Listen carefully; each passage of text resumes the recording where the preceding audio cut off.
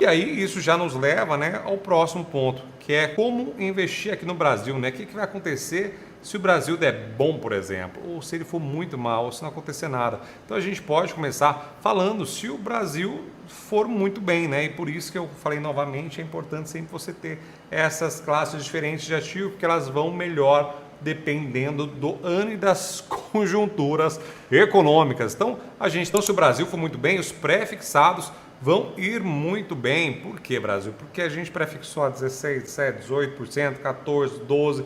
E se o Brasil for bem, a taxa Selic tende a cair. Então os prefixados devem ser os astros dessa carteira. E está aí um dos melhores investimentos do ano passado, por exemplo, né? A gente está aí num ciclo de queda de juros e os prefixados estão lindos, maravilhosos, como eu venho falando há bastante tempo aqui para vocês. E se o Brasil for bem também, vai ser muito bom para as ações, para os fundos imobiliários e também para as small caps, diria principalmente para as small caps, porque aí vai ser aquela vrauseada toda gigantesca das smallzinhas. Agora, e se o Brasil for muito mal, Japão, quem que vai bem? E aí, obviamente, quem tem pós-fixados se beneficia muito disso. Então, Tesouro Selic, eu falo Tesouro Selic só para ter uma ideia, mas o ideal é que vocês montem posições em 120, 130, 140, 170% CDI, quando deu um pico, tem cliente tem 170 do CDI. Então a gente tem que olhar esses movimentos, também aqueles CDI+, né, que vão ser atrelados ao CDI, vão ter mais uma taxa pré-fixada, CDI mais 4, por exemplo, que é o que está rodando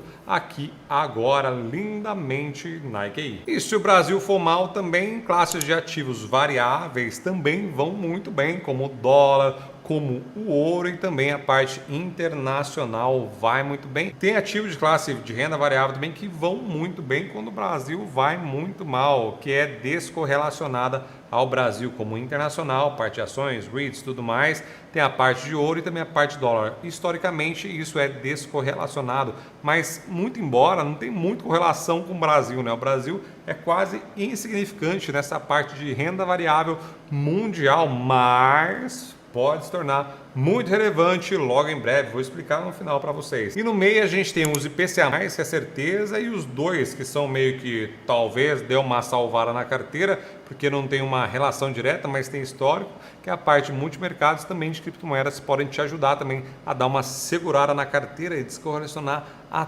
todo o Brasil que tem na sua carteira atualmente. Isso nos leva também à escalação dos jogadores, porque agora você vai ter que escalar os jogadores, e a gente tem alguns jogadores nesse movimento, né? O pós-fixado, como eu falei, não é um dos melhores, não é uma das mais apostas agora no momento, porque a gente está em ciclo de corte da taxa de juros, como vocês bem sabem.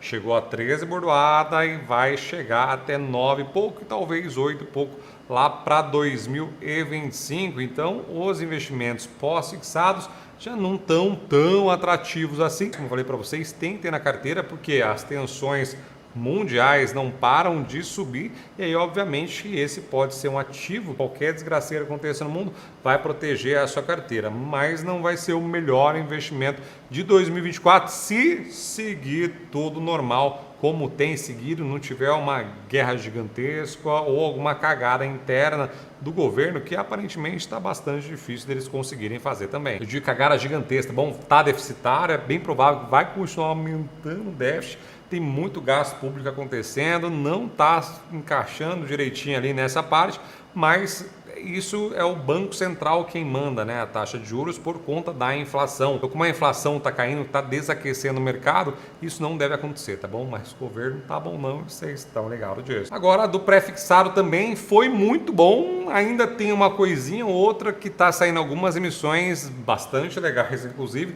mas não está mais linda, maravilhosa, e vai ser muito difícil ganhar dinheiro com marcação a mercado, a não ser que você saia de renda fixa para ir para uma classe de ativo de renda variável, ações, fundos imobiliários, que aí você pode ter um maior retorno. Por quê, Brasil? Porque dificilmente você vai largar um título de 16%, né? Principalmente os conservadores. Então vai ser bastante difícil ganhar dinheiro com marcação a mercado por conta disso, apesar de estar dando muita grana já. Então, se você já é menos conservador, gosta do risco, é legal você fazer essa cotação de quanto está valendo cada ativo seu e, obviamente, migrar para uma ação, um fundo imobiliário que você já tenha estudado e escolhido, porque tem mais potencial de valorização. Então, por conta disso, é mais difícil ganhar dinheiro com marcação no mercado por conta do apego à renda que você conseguiu travar lá atrás, 16, 17, 18. 14%, por exemplo. E ainda falando sobre renda fixa, um dos mais queridinhos e a maior aposta de quase todos os analistas de mercado é a inflação. A gente tem que a inflação no Brasil historicamente está em 5,92, só que Brasil, agora a gente está no momento de 3,9 mais ou menos, e a EQI Assist do Stefan Vraus, que é o nosso economista-chefe cabulosíssimo, inteligentíssimo, ele prevê que chegue mais ou menos 3,67 até o final de 2024. Então, está muito longe ainda da média histórica e por isso muita gente está apostando nos títulos de IPCA+, e isso faz com que, obviamente, com a queda de juros também dando uma arrefecida, soltando ali a coleira do cachorrão, isso pode fazer também com que a inflação, de repente, se o Brasil continuar indo bem, se o Brasil for bem, a inflação aqueça e aí esses títulos sejam muito lindos, maravilhosos. E esses caras, sim, dá para você já ter uma marcação a mercado muito melhor e muito mais linda. Está rodando aqui, por exemplo, agora, títulos isentos e rodando IPCA mais 9, por exemplo, tá lindo, maravilhoso, e tem a BlackRock como sócia e a Siemens. Então esse é apenas um título que está rodando aqui, mas tem vários outros, vocês podem ver em todas as corretoras por aí. E as ações, Tanacão, como é que tá? O Moranzito da EQI Asset, que é a cabeça das cabeças dos caras que eu mais confio em relação à renda variável, tá muito animado, tá projetando o Ibovespa 160 mil pontos, está empatado com o Santander de mais animado desse universo, e ele fala que é para comprar, mas não é para comprar de olhos fechados, né? E nem para segurar a alça de caixão de ação, é isso que ele sempre fala. E o que acontece, Brasil, é porque esse é um discurso também de que o Brasil está meio fadado a dar certo, né? Não por ter feito a lição de casa, mas porque só resta a nós, o mundo inteiro, para o fluxo de renda que quando a taxa de juros começar a cair lá nos Estados Unidos, pode vir para os emergentes. Vamos falar um pouquinho sobre isso mais tarde. Mas o que é legal também é você perceber que a gente tem também uma descorrelação histórica da taxa de juros com Ibovespa. Então, toda vez que a taxa de juros começa a cair,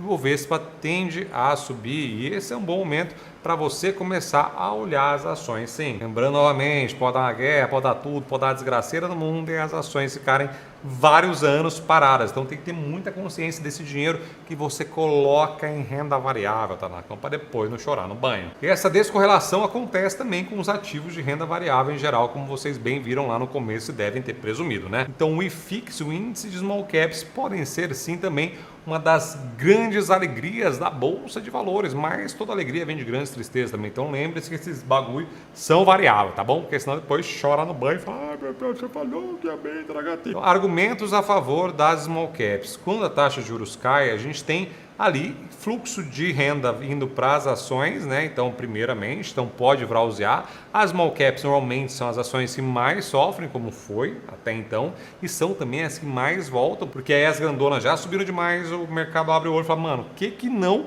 subiu tanto assim? Normalmente são as small caps que mais sofreram, e aí elas podem dar essa browseada assim. Então, destaque para as small caps aqui. E depois a gente tem o IFIX. O IFIX tem vários argumentos também a favor dos fundos imobiliários. O primeiro também é essa descorrelação, né? Então a gente sabe também que quando a taxa de juros cai, o dinheiro vai também para a construção civil, né? Tudo fica mais barato, mais financiável, e aí o mercado de construção civil aquece normalmente. Mas a gente tem uma parte quantitativa muito importante. O valor patrimonial versus o preço de mercado desses fundos imobiliários não andaram, estão bastante também para trás, né? Principalmente o setor de lajes corporativas, que sofreram muito na pandemia com a história de home office. Todo mundo está voltando agora já para a realidade ou para o padrão, né, que está acontecendo isso, e obviamente eles estão mais descontados. Isso sempre, né, coloca um pouquinho mais de risco no molho ou nessa receita, mas toda vez você consegue enxergar a oportunidade de descompasso entre o que foi e o que está sendo realmente, aí é oportunidade de investimentos. Tanto é que muita gente tem investido em real estate, né? Grandes fundos, o pessoal tem ido muito para o Nordeste, indo muito para Miami. Também lá na pandemia, não sei se vocês lembram, o trio da 3G Capital colocou muito dinheiro em imóvel olhando essa oportunidade. Inclusive tem o REIT lá nos Estados Unidos, que tem maior número de lajes corporativas lá nos Estados Unidos, que tem sofrido muito, mas agora o bichão tá começando a querer bater asinha, como tudo que acontece sempre é investir quando todo mundo tá se cagando, mas deixe você ter estudado muito bem o ativo. Não leve isso como um trivial, né? Fala, meu Deus, ninguém tá estudando. Quando falou, quando saiu na capa do jornal, você tem que investir. Não, estudo bonitinho para você não colocar o dinheiro nos trem errado, aí depois ficar depressivo e tristão. Tem uma outra correlação também que está cada vez mais notável, que é a NTNB, né? Ela também é descorrelacionada normalmente com o IFIX. Então a gente vê aqui agora que a NTNB está caindo a taxa, porque o risco Brasil teoricamente está menor, e aí o IFIX está bombando naturalmente. Então isso é bastante legal para quem quer investir em fundo imobiliário também. E aí você falou dos 3 fatos globais, então tem grandes fatos também para você saber que vai influenciar e vai direcionar também os seus investimentos. Lembrando que o Brasil é sempre pequenininho na parte de renda variável e que um peidinho lá nos Estados Unidos é uma verdadeira diarreia para os emergentes, como acontece aqui também. Então se dá um peidinho, lascou para nós. Por isso é importante você abrir o olho para esses 3 itens que eu vou contar para vocês agora, Tanacão. O primeiro deles é a taxa de juros americana, né? Todo mundo espera que corte a taxa de juros americana agora, nesses próximos meses, semestre. O pessoal está esperando que em março agora comece o corte na taxa de juros. Não dá para saber se eles vão manter muito mais tempo, mas pode ser sim que lá para março comecem a cortar a taxa de juros. E isso é ruim e é bom, né? Por quê? Porque mostra que a inflação lá deu uma desacelerada, então para as ações talvez não vai ser coisa linda, maravilhosa, mas dá para você ganhar muito dinheiro para quem comprou bonde, por exemplo, lá nos Estados Unidos, muito dinheiro daqui para frente, se Deus quiser, amém. E junto com esse movimento do corte da taxa de juros, começa também a sair dinheiro dos Estados Unidos, por exemplo, porque tem muito dinheiro represado em renda fixa por lá, né? E nos Estados Unidos a renda fixa é quase como renda variável. O pessoal negocia muito com deságio, a loucura toda maluca, Brasil. E aí esse dinheiro que estava lá, ele já começa a procurar alternativas mundiais. E adivinha quem está pronto para receber esse dinheiro? Talvez nós, né? Não estamos lindo, maravilhoso, mas estamos ali em jogo, porque se vocês olharem esse gráfico aqui, ó, de fluxo de dinheiro, muito dinheiro antes ia para a Ásia e para os emergentes, exceto China. Foi durante muito tempo esse movimento por lá. E Europa também na parte emergente. Depois foi só China, 16 para cá foi China. Aí agora em 2022 já deu uma diversificada, mas a América Latina, nós meros mortais, nunca fomos muito notados. Nunca a pessoa quis o nosso corpo gostosinho. Poxa, chegando a hora sim do pessoal começar a notar nós dentre vários emergentes. Então Brasil / México não tá, meu Deus do céu, até como tá indo mais. Pode ser que está melhor que Rússia, por exemplo, que a África do Sul. Então, pode vir muito dinheiro para cá, como a gente já vem falando há muito tempo que pode acontecer. Se a taxa de juros começar a cair nos Estados Unidos, isso tem mais potencial de chance de acontecer para nós. O segundo tema é a parte geopolítica, digamos assim, né? E o segundo tema é a parte geopolítica, fora as tensões loucas que toda hora estão explodindo por aí, a gente tem também 40% da população mundial vai ter eleição. Então, em grandes países, e o destaque desse bagulho aqui, que pode afetar bastante o Brasil, mas já para o lado negativo, talvez, é nos Estados Unidos, né? Se o Trump for eleito, ele tem essa política de protecionismo. Protecionismo envolve treta com a China, principalmente falando dos Estados Unidos, e aí a gente sabe que China não indo tão bem, Brasil também não vai tão bem assim, porque o Brasil ainda é bastante dependente de China. Então tem que ficar muito atento aí com a eleição do Donald Trump, também como ele vai conduzir a política, né? E aqui a gente não está jogando se vai ser bom, se é ruim, se é o Biden é bom, o Trump é ruim, se ele se dá bem com o Lula ou se não dá, mas sim as consequências que podem acontecer caso Trump seja eleito e o que vai resvalar em nós. E por último também a gente sabe que nos Estados Unidos teve esse boom excessivo.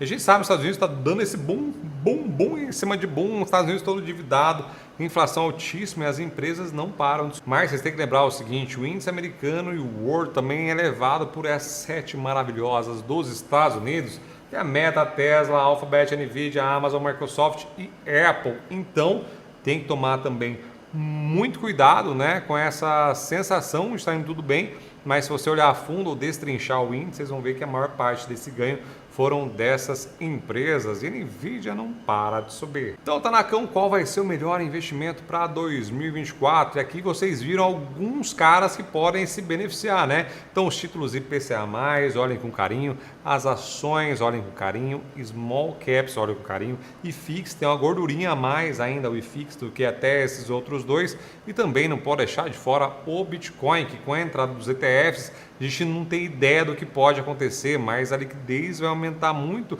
e vai vir muito dinheiro, muito embora, como grandes baleias entraram também, talvez a manipulação ocorra cada vez mais forte também e você fique triste demais. Então, muito juízo. E lembre-se, not your keys, not your coins. Então, é muito complicado você deixar dinheiro em corretoras, tá bom? Tem um risco de deixar em corretora? Tem risco. Tem dinheiro de deixar, você fazer a sua própria guarda? Tem risco também. Mas escolha bonitinha a corretora que você vai investir o seu dinheiro, muito embora é complicado, porque a gente teve vários casos de corretoras gigantes quebraram também. Então, muito juízo, tá bom? Se você tiver cuidado suficiente, é muito melhor você manter a guarda com você do que nas corretoras. Então, juízo nessa parte. Tanakão, conta aqui para o Japão qual você acha que vai ser o melhor investimento para 2024. Se eu te ajudei de alguma forma, já se inscreve no canal japonês, toca e deixa um comentário gostosinho para nós.